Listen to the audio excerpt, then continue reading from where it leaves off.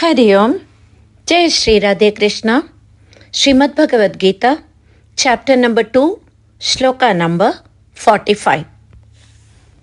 Trai-guṇya-viṣhayā vedā, nistrai-guṇyo bhavārjuna, nirdvandvo nitya-sattva-stho, niryoga-kṣhema ātmavān.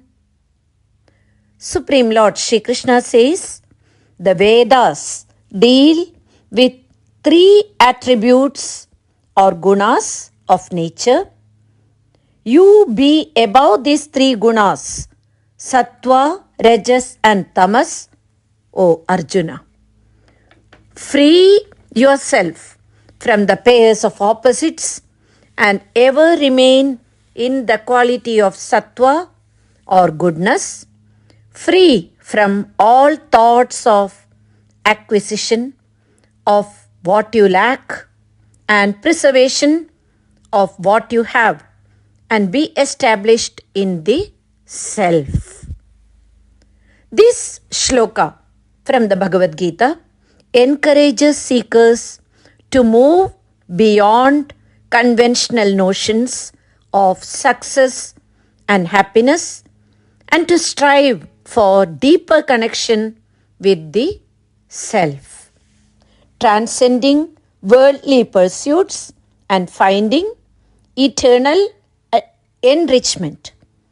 This shloka is packed with three practical tips to improve and transport ourselves from imperfection to perfection.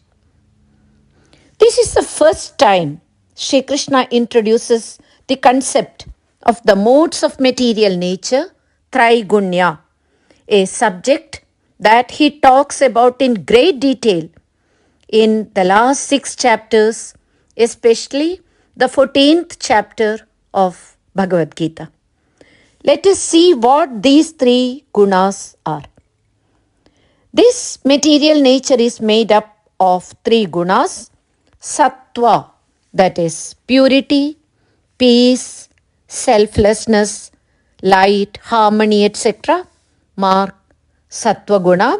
This guna is responsible for interest towards knowledge.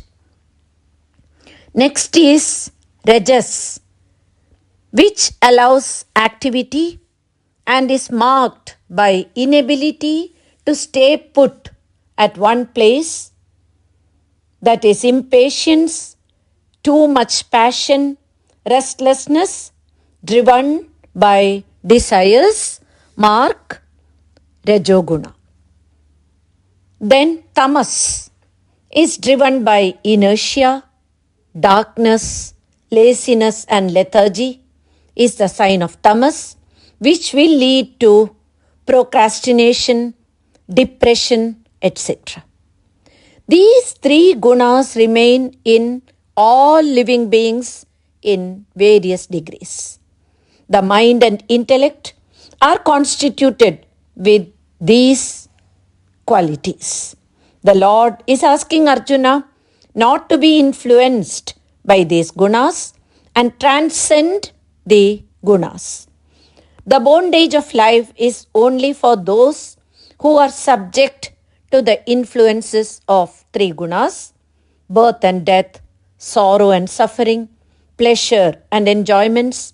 All these do not affect the person who is deep-rooted in self.